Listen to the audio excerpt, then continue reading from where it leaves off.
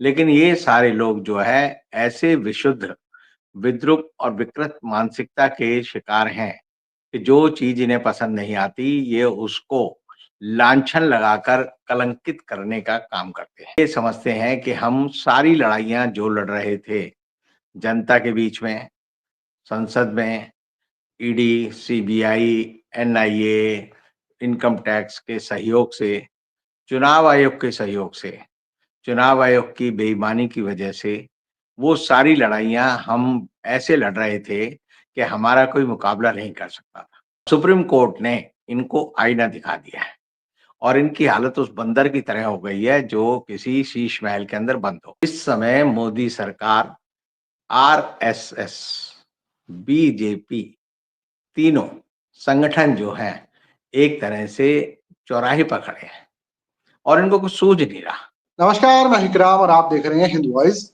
हमारे साथ मौजूद है रोजाना की तरह एडवोकेट अनिल कुमार जी। बहुत बहुत स्वागत है सर आपका। नमस्कार।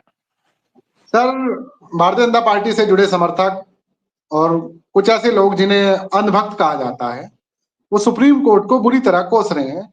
बोल रहे हैं कि सुप्रीम कोर्ट कोर्ट नहीं कोठा बन चुका है। मतलब उनके मन मुताबिक फैसला आए तो सुप्रीम कोर्ट की वाह वाह, नेता भी वाह वाह, और अगर नहीं आए तो सुप्रीम कोर्ट कोठा बन गया है। तो ये किस तरह के हालात हैं देश में, मैं आपसे पूछना चाहता हूं। जब से जगदीप धनखड़, निशिकांत दुबे और तमाम अलग अलग लोग जिन्होंने सुप्रीम कोर्ट पर सवाल उठाए हैं कि वो क्यों इस मामले में इतना आगे बढ़ रहा है, खासकर वक्फ के मामले में।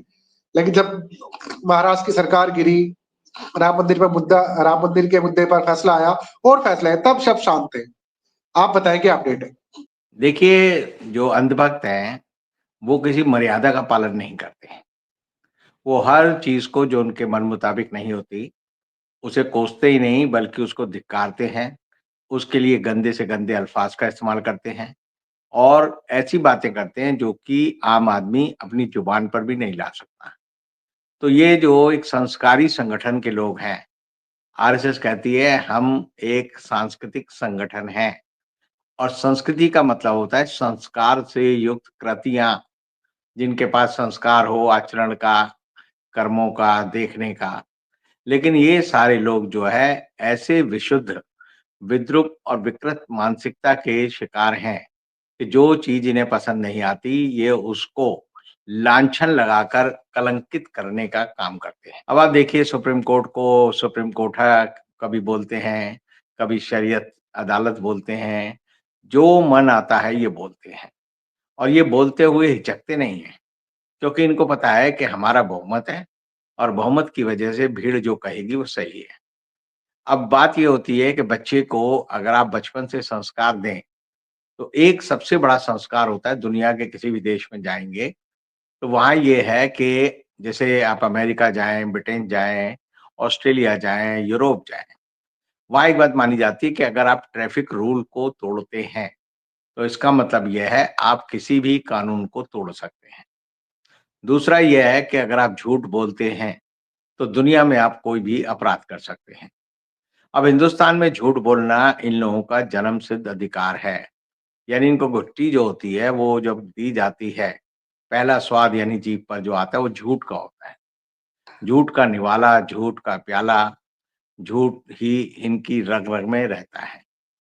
अब इन्होंने सुप्रीम कोर्ट को लेकर जो बातें कहनी शुरू की हैं, उसका एक लुब्बो-लुभाव अब ये है कि ये समझते हैं कि हम सारी लड़ाइयाँ जो लड़ रहे थे, जनता के बीच में, संसद में, ED, CBI, NIA, income tax के सहयोग से, चुनाव आयोग के सहयोग से, चुनाव आयोग की बेईमानी की वजह से, वो सारी लड़ाइयाँ हम ऐसे लड़ रहे थे कि हमारा कोई मुकाबला नहीं कर सकता था। 7,000 से ज़्यादा ईडी ने केस दर्ज किए हुए हैं, 5,000 से ज़्यादा सीबीआई में केस दर्ज हैं और ये सारे केस ऐसे हैं जो कसौटी पर कभी खरे नहीं उतरेंगे, सिर्फ़ ये जो है लोगों को प्रताड़ित करने का माध्यम है। अब सुप्रीम कोर्ट ने इनको आईना दिखा दिया है और इनकी हालत उस बंदर की तरह हो गई है जो किसी शीश महल के अंदर बंद हो। आप देखिए किसी बंदर को लीजिए और आप बंद कर दीजिए और उस वो कौन-सा हो शीश महल। यानी आगे भी देखने वाला शीशा, पीछे भी देखने वाला शीशा, बाएँ भी देखने वाला शीशा, दाएँ भी देखने वाला शीशा, फर्श पे भी वो शीशा और ऊपर भी शीशा। तो एक बंदर को लगेगा ये हजारों बंदर कहाँ से आ गए? और डर, खुशी, आक्रोश, गूंज उसकी वजह से वो अपने आप को ही बिल्कुल लहूलुहान कर देगा और सुबह जब आप शीशा खोलेंगे, तो पता चलेगा कि वो विक्षिप्त हालत में मिल रहा है। यही हालत पूरे इस संघ परिवार की हो गई है। 100वां साल इन पे बड़ा भारी पड़ रहा है। 100वां साल मनाने के सारे मंसूबे इनके धरे रह गए हैं और इन्हें लगता है कि जो भी ये फैसला करते हैं, उस पे कहीं न कहीं सुप्रीम कोर्ट अपनी टाँग अड़ा देता है। और इसीलिए सुप्रीम कोर्ट से जब इनको मन मुताबिक फैसला नहीं मिलता, तो ये अपनी गलती नहीं मानते। ये वो है कि नाच ना आवे आंगन टेढ़ा, कि जिन लोगों को सिद्धि नहीं आती, तो वो क्या कहेंगे दूसरे में दोष निकालेंगे, कि भई ये जो आंगन टेढ़ा है, इसमें तेल जो है गलत है, इसमें जो है जो जजेज़ हैं या एम्पायर है वो गलत है और ये कभी अपनी गलती नहीं मानते। अब ममता बनर्जी को लेकर आप एक बात देखिए, एक ग्रंथि भारतीय जनता पार्टी के दिल-दिमाग में घुसी हुई है। आरएसएस तो बिल्कुल पागल हो जाती है जब ममता बनर्जी का उनके सामने नाम या फ़ोटो आता है। और यही नहीं, इन लोगों के पढ़े-लिखे लोगों का भी यही हाल है। अभी आप देखिए कि कलकत्ता हाई कोर्ट में एक जज थे चित्तरंजन दास। वो 21 मई 2024 को रिटायर हुए और रिटायर वाले दिन कहा कि मैं बचपन से आरएसएस का स्वयंसेवक रहा हूँ। अब एक जज अगर इस बात को बता रहा है कि मैं आरएसएस का रहा हूँ और उसमें बड़ा वो गर्व महसूस कर रहा है, तो समझिए कि उसके जो फैसले हैं, वो ममता बनर्जी के खिलाफ कैसे होंगे। इसी तरह एक दूसरे जज हैं, जिनका नाम था अभिजीत गंगोपाध्याय। उन्होंने जजशिप से इस्तीफा दिया। 48 घंटे में भारतीय जनता पार्टी जॉइन कर ली। 48 घंटे में ही भारतीय जनता पार्टी ने उन्हें अपना लोकसभा का उम्मीदवार बना दिया और वो जीत कर जो है लोकसभा में पहुँच गए। तो जो जज जो है इस तरह से राजनैतिक अब उसकी एक गठबंदी है, चोली दामन का साथ है, वो कैसे निर्णय करेगा? अब ममता बनर्जी को हराने के लिए जी-जान से लगे रहते हैं। 2022 में जब चुनाव हो रहे थे, बंगाल के मैं अकेला आदमी था। मैंने कहा था ममता बनर्जी की 175 सीटें आएँगी और हर हाल में आएँगी। और इन्होंने क्या किया सारे तिकड़म लड़ाए। इलेक्शन कमीशन और उस समय जो जगदीप धनखड़ है वहाँ के गवर्नर थे, वो रोज़ नाटक करते थे, रोज़ नौटंकी करते थे। पैरामिलिट्री फोर्सेस भेज दी, इलेक्शन कमीशन ने बूथ-बूथ पर, हर चप्पे-चप्पे पर। और इन्होंने इतनी बेईमानी की कि ममता बनर्जी पहली बार जीत गई, लेकिन उसको जो है रिकाउंटिंग में इन्होंने हरा दिया। हराने के बाद भी आज इनका क्या हाल है? तो तब भी देखिए, तब भी चुनाव के दौरान भी इन्होंने ये बताया कि बंगाल में हिंदू महिलाओं का बलात्कार हो रहा है, शोषण हो रहा है, मार-काट हो रही है। ऐसे-ऐसे लोगों को खड़ा कर दिया है जो एफिडेविट दे रहे थे कोर्ट में, कोर्ट ने कहा सीबीआई की जाँच करेंगे। अब बाद में क्या निकला टाएँ टाएँ फिस। ये चाह रहे थे कि ममता बनर्जी की सरकार जो है, वहाँ पर राष्ट्रपति शासन लग जाए और राष्ट्रपति शासन का मतलब गवर्नर का शासन, गवर्नर का मतलब राष्ट्रपति और मोदी जी का शासन, ताकि सारा प्रशासन ये अपनी गिरफ्त में ले लें। फिर इसके बाद इन्होंने दोबारा कोशिश की, दोबारा कब की? जब एजी आरजी कार जो हॉस्पिटल में बलात्कार हुआ, पूरे हिंदुस्तान के डॉक्टरों को इकट्ठा कर लिया, सारे डॉक्टर सड़क पे आ गए। धड़ाधड़ आदेश हुए और उसके बाद क्या निकला टाएँ टाएँ फिस। ममता बनर्जी खुद सड़क पर उतर आईं और उन्होंने कहा दोषियों को सजा दो और सजा मिलने के बाद ये मामला फिर ठंडा हो गया। अब तिबारा इन्होंने जो है वक्फ बोर्ड की आड़ में एक ऐसा षड्यंत्र शुरू किया कि मालदा में और दूसरी जगह पर ये बताया कि हिंदू महिलाओं के साथ बलात्कार हो रहा है, हिंदुओं का नरसंहार हो रहा है और उसके लिए ये अब जो है कह रहे हैं कि 15,000 लोग मारे गए। लेकिन जिन लोगों को पकड़ा गया, वर्धमान जिले में जिन लोगों की अरेस्ट हुई, पता चला उनमें 150 लोग ऐसे हैं जो बंगला जानते ही नहीं। ना तो वो बांग्लादेशी हैं, ना वो बंगाल के हैं। इसका मतलब वो कहाँ से गए हैं? कहाँ से गए हैं ये हम सोच ही रहे थे, क्योंकि वो हिंदी जानते हैं, वो बंगला नहीं जानते। तो अभी जो मामला हुआ हिंदू स्वाभिमान परिषद, एक इन्होंने एक संस्था बना रखी है और ये लोग जो है कहाँ जा रहे थे? उत्तर प्रदेश से वर्धमान जिला जा रहे थे और इसके जो अध्यक्ष हैं वो क्या कहते हैं कि हम वहां जाकर ममता बनर्जी का गला काट देंगे। गला काट देने का मतलब चीफ मिनिस्टर को, जो लगातार लोकप्रिय चीफ मिनिस्टर है, चुनी जाती रही है, महिला है, उसका क्या करें, गला काट देंगे। और इनकी जो विधायक है अग्निमित्रा पाल बंगाल में, वो भी ऐसी बात करती है और बता रहे हैं जी एक मंजीत भाई हैं, मंजीत सिंह हैं, जिन्होंने हमारे रहने की व्यवस्था की है, हमारे लिए हथियारों की व्यवस्था की है। और ये इतने उग्र हो जाते हैं कि जहाँ पर ये चौधरी चरण सिंह पार्क के पास प्रदर्शन कर रहे थे, तो वहाँ पुलिस वालों की टोपियाँ इन्होंने उछाल दी। कानून के लिए कोई सम्मान इनके मन में नहीं है और इनका मकसद ये है कि दंगा-फ़साद करें और हम जाकर जो है बंगाल में, बंगाल की जो ममता बनर्जी की सरकार है, उसको गिरा दें। अब इनके जो राज्यपाल हैं, वो भी यानी ये समझिए पद की गरिमा तो जानते ही नहीं। पहले धनखड़ साहब थे, वो ई-रिक्शा में बैठकर घूमते थे, पीड़ित महिलाओं से मिलने जाते थे और फिर रोते हुए कहते थे, मुझे सुरक्षा नहीं दी। और उन्हें डर था कि राजभवन में रहते हुए उनके ऊपर महिलाएँ बलात्कार का आरोप ना लगा दें, क्योंकि उनके खिलाफ बलात्कार की शिकायत हुई थी। तो उन्होंने पश्चिम बंगाल की पुलिस को राजभवन में घुसने से रोक लिया। अब जो नए राज्यपाल हैं वो भी महापुरुष हैं। वो ऐसे महापुरुष हैं, वो ट्रेन में बैठे और पहुँच गए और वहाँ जाकर उन्होंने रिपोर्ट दी। और रिपोर्ट क्या दी? राज्यपाल को रिपोर्ट देनी होती है राष्ट्रपति को, उन्होंने राष्ट्रपति को रिपोर्ट दे दी कि भई हालत बड़ी खराब है और यहाँ पर राष्ट्रपति शासन लगना चाहिए। अब हमेशा राष्ट्रपति शासन लगने की जो व्यवस्था है, वो होता क्या है कि राष्ट्रपति शासन लगाती है केंद्र सरकार और जब केंद्र के खिलाफ राष्ट्रपति शासन लग जाता है, तो जो वहाँ का जो सत्तारूढ़ दल होता है या वहाँ का जो हटाया हुआ मुख्यमंत्री होता है, वो सुप्रीम कोर्ट जाता है। वो राष्ट्रपति के पास जाता है कि जैसे हमारी सरकार गलत गिराई गई है। पंजाब में जब सरकारें गिराई गईं या नंबूदरी-पात की केरल में सरकार गिराई गई या एनटी रामाराव की सरकार आंध्र प्रदेश में गिराई गई, तो यही बात हुई। एचआर बोम्मे की सरकार 1988 में इसी तरह गिराई गई। ये कहा वहाँ के राज्यपाल ने कि मुझे एक विधायक ने कहा है कि 19 विधायक मेरे साथ हैं, इनका बहुमत खत्म हो गया है तो राष्ट्रपति शासन लगा दो। तब राजीव गांधी ने, सुब्बा रेड्डी एक वो होते थे उस समय गवर्नर, वहाँ राष्ट्रपति शासन लगा दिया। एसआर बोमई जो है सुप्रीम कोर्ट गए और तब सुप्रीम कोर्ट ने कहा कि फैसला जो है कि किसी भी जो मुख्यमंत्री है, उसका विधानसभा में बहुमत है नहीं है, इसका फैसला जो है राजभवन में नहीं हो सकता। इसका फैसला फ्लोर ऑफ द हाउस यानी विधान सभा के पटल पर ही होना चाहिए। ये 1994 में एसआर बोमई का फैसला है। अब देखिए, मैं और आप यही सोचेंगे कि भई बंगाल में अगर राष्ट्रपति शासन लगेगा, तो ममता बनर्जी सुप्रीम कोर्ट आएँगी। वो नहीं आएँगी।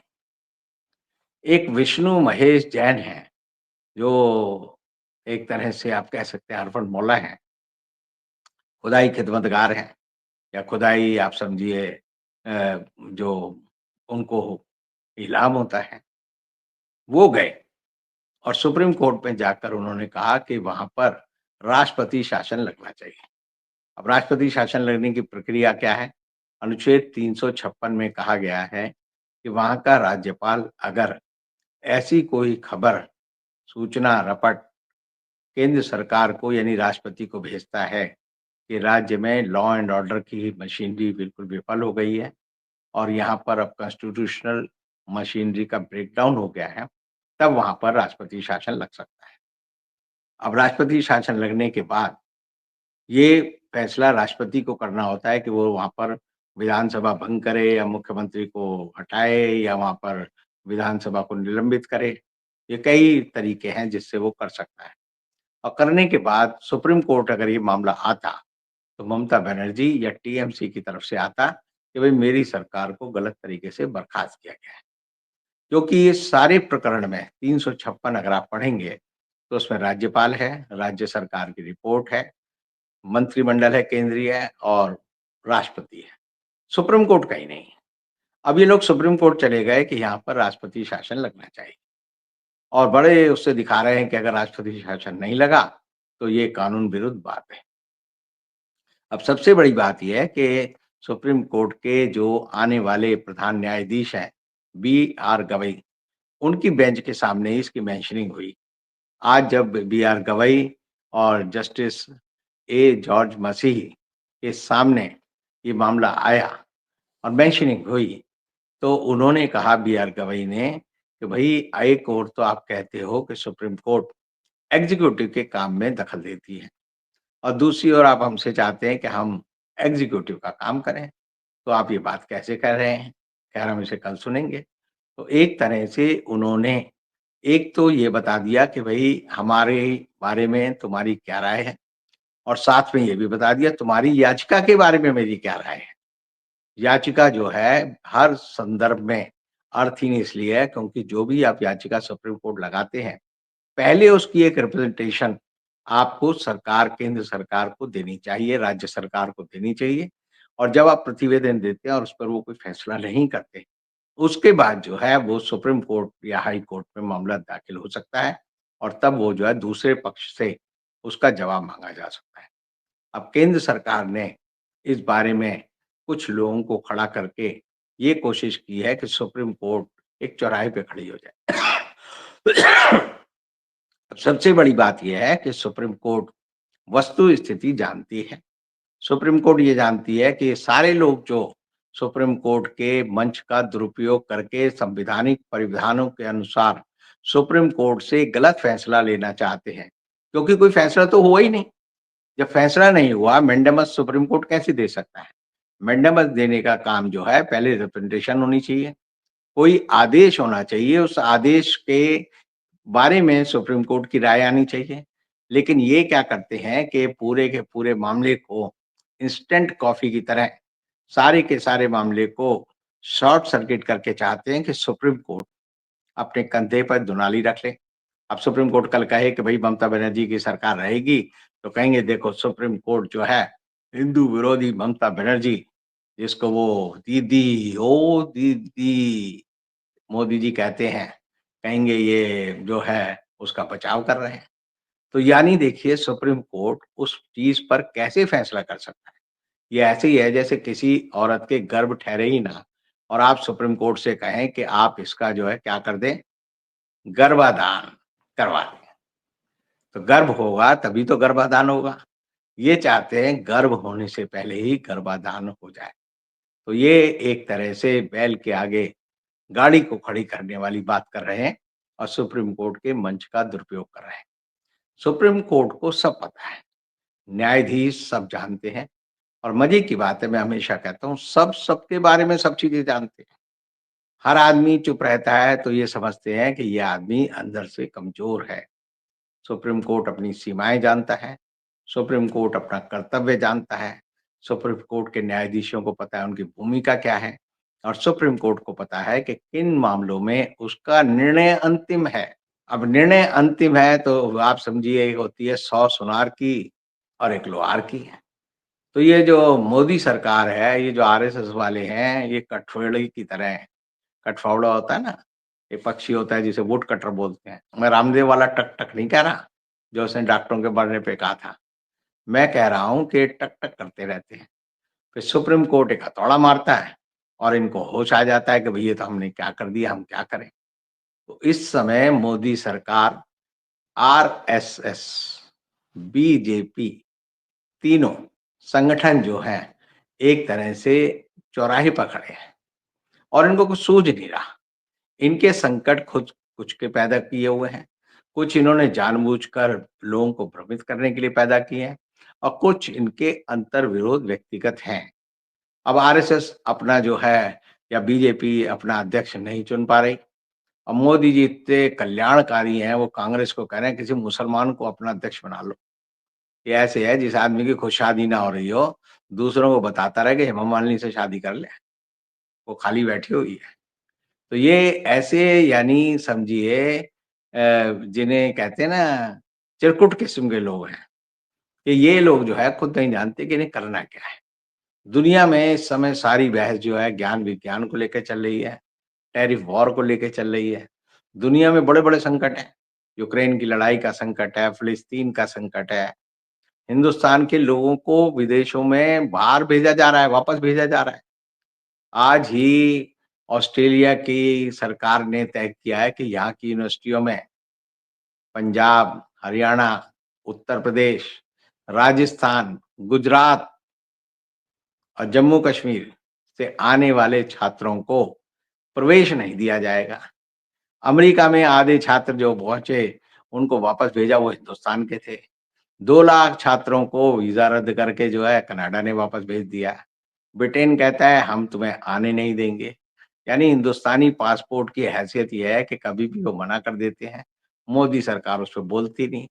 मोदी जी लगे हुए हैं पता नहीं किस तरह की लस्सी बनाने में, कि खुद नहीं समझ आ रहा कि लस्सी में दूध डालूं या दही डालूं या नमक डालूं या जीरा डालूं या पानी डालूं, क्या डालूं। यानी कि समझिए कि पूरे के पूरे कुएं में भांग पड़ी हुई है और जिसका जो मन आता है वो कह रहा है। जगत प्रकाश नड्डा ने एक अपने यहाँ एक मंत्रालय खोल लिया है। वो मंत्रालय हर चीज का खंडन करने का, कि जो निशिकांत दुबे ने बयान दिया हम इसके साथ नहीं है, दिनेश शर्मा जो कह रहा है हम इसके साथ नहीं है। अरे तुम हो किसके साथ ये बता दो, ये कह दो कम से कम कि हम सुप्रीम कोर्ट के साथ हैं। सरकार जो है इस समय मदारियों के हाथ में, जोकरों के हाथ में, मूर्खों के हाथ में है। सरकार को नहीं सूझ रहा क्या करना है और वो सुप्रीम कोर्ट के ऊपर लानत भेजना चाहते हैं, क्योंकि जो जो काम ये करना चाहते थे उन पे सुप्रीम कोर्ट ने ठंडा पानी डाल दिया है। ये राज्यपाल की ताकतों को कम करना चाहते थे और उसकी आड़ में जो है राज्यपालों को फूंक दे देकर ये चाहते थे कि तमिलनाडु की सरकार वहां पर वो काम ना करे, तो उसको सुप्रीम कोर्ट ने कहा भाई इनके सारे बिल पास करो और इनके बिल पास हो गए। ममता बनर्जी क्या राष्ट्रपति शासन लगाना चाहते हैं, वो ये लगा नहीं सकते। वक्फ बोर्ड के बारे में जो ये करना चाहते थे वो नहीं कर पाए। आप देखिए कि लगातार ये अपनी बुलडोजर राजनीति करना चाहते थे, उस पर भी रोक लग गई। ये सर्वे करना चाहते थे मंदिरों का, हर चीज का, वो भी नहीं हो पा रहा। तो कुल मिलाकर इस समय सरकार जो है जंग लगी तोप की तरह है।